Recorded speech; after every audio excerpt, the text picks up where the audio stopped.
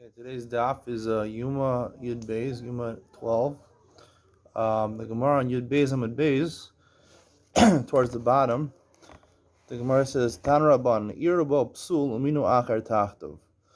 Kohen Gadol got a Psul. It's not clear what we're talking about. We're talking about during the regular year. He saw a Tuma, and he became apostle, or we're talking about on Yom Kippur. It would seem to be that since this Gemara brought it over here, the Gemara on Yud Beis Amud Aleph, we're talking about he saw psul on Yom Kippur itself. We know Acher Tach, the Rishon Chos Levadaso, Sheni Kol Mrs. Kahuna Gdola Allah, Divrei Meir. According to Reb Meir, the first Kohen, when he recovers from his tuma, so he'll go back to being Kohen Gadol the next day. The second, the one who filled in, he's going to retain the Kahuna Gdola. This was Kahuna Gdola. Yosim Rishon Chos Levadaso, Sheni Eno Roy Lolo Kohen Gadol, Lolo Kohen Hedyon. Yossi argues, he says the first one, again, is Chosel Avodah, so he agrees on that. Sheni, he can't be a Kohen Gadol or a Kohen Hedyon. And the Gemara explains the reasoning later on this Amud.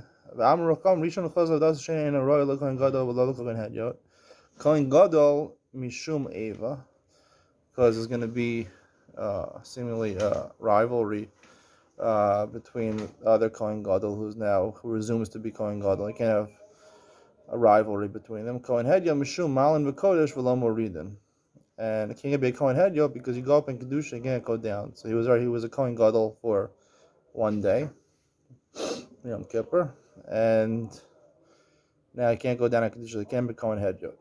The Gemara continues. Amar Rabbi Bachana, Rabbi Yochanan, Allah Rabbi Yossi, Mod Rabbi Yossi, Shem Avar Avad, Avodah Kshera. If he did avoda, the second Kohen, the one who replaced the first Kohen, so it's Kshera. So Rashi, which is brought on Yud Beis Amud Beis, Shim Avar V'Avad B'Shmon V'Gadim Kohen Gadol Avodah Kshera. That Kohen Gadol who he says if he did avoda with the 8 begadim as a Kohen Gadol, it's good for the mitzvah of a Kahuna Gdola. The Gemara continues. Amar Rav Yehuda, Amar Rav Allah Rabbi Yossi, Amar Rabbi Yossi, Shem Meis Rishon V'Chol Zoldaso Pshita Ma'ad Zeh Mahav Sarah Mechayim Kamashma. He says if the first one died, the first one goes back to his avod. And again, Rashi says,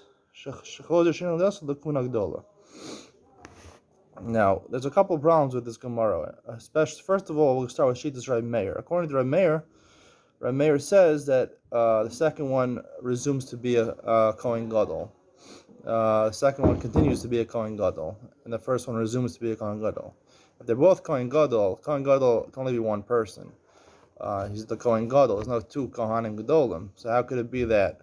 Especially the Gemara says that. And Riosi also has another tie because of Eva. It's a rivalry with the Rabbanan, it sounds like. Another question, Shittas Rabbi Yossi, we paskin like. So he's not a Kohen Gadol, he's not a Kohen Hedyon. Because of Malin V'Kodesh, he can't be a Kohen Hedyon, he's Malin V'Kodesh V'Lo Moridin. Now, he's not a Kohen Gadol, he's not a Kohen Hedyon. Before this, he was at least a Kohen Hedyon. Now, he's not a Kohen at all, he doesn't do anything. So, first of all, the question is, what is he? What does he do? Which halachas does he apply? When his Ayin Krovim dies, is he matami for them like a Kohen, or is he not matami for them like Kohen Gadol? Is he allowed to marry an almana? If you're a Kohen Gadol, you're not allowed to. If you're a Kohen, you're allowed to. And the second question is that another question is the Gemara originally said the reason he can't be a Kohen Gadol, according to Rabbi Yossi, is because of Eva, because of rivalry. And then the Gemara at the end, the Gemara says a different law, Shema Tema Havile Sarah Michayim. Sarah is a competitor, it's the same idea. You might think he can't resume to be what he was before, to be, according to Rashi, a Kohen Gadol.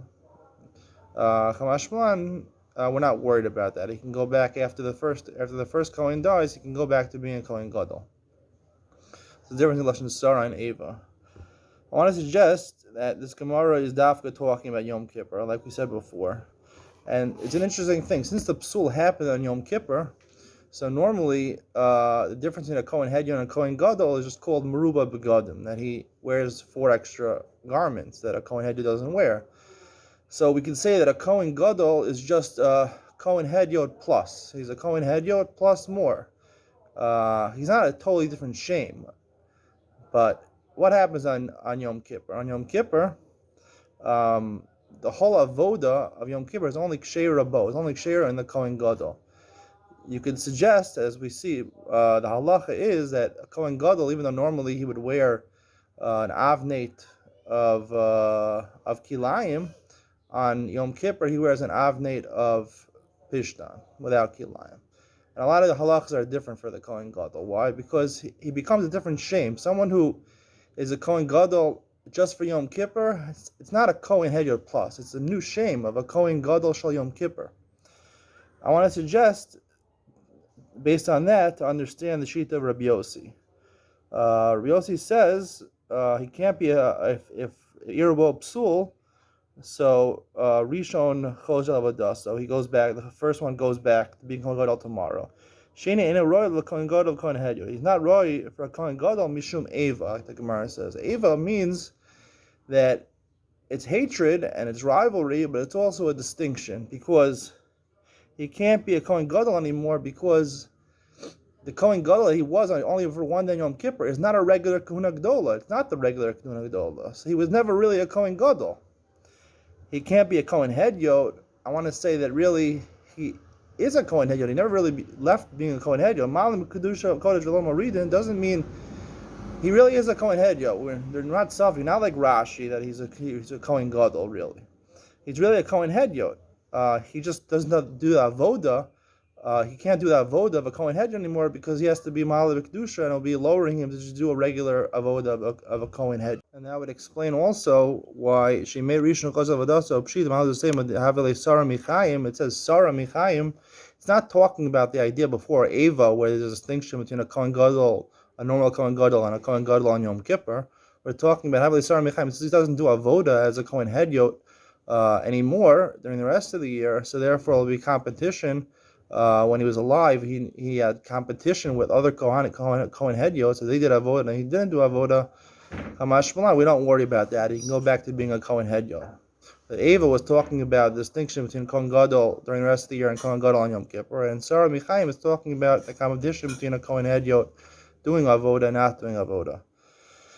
And that would also answer the original question. According to Reb Meir, how could two people be Kohen Gadol? It's Meduyuk in the Gemara. The Gemara says, Kol mitzvos kahuna gdola olav, divrei Reb Meir. It doesn't mean to say that he's really the Kohen Gadol, because really the Kohen Gadol is special. The Kohen Gadol is the only one that can do the avodah Yom Kippur. Kol mitzvos kahuna gdola olav means that all the halachas of Kohen Gadol, in terms of being mitame lekrovim, he's not mitame lekrovim, and he can't marry an almana. The halachas do apply to him, but he's not a Kohen Gadol in the fact that he can never be a Kohen Gadol on Yom Kippur again.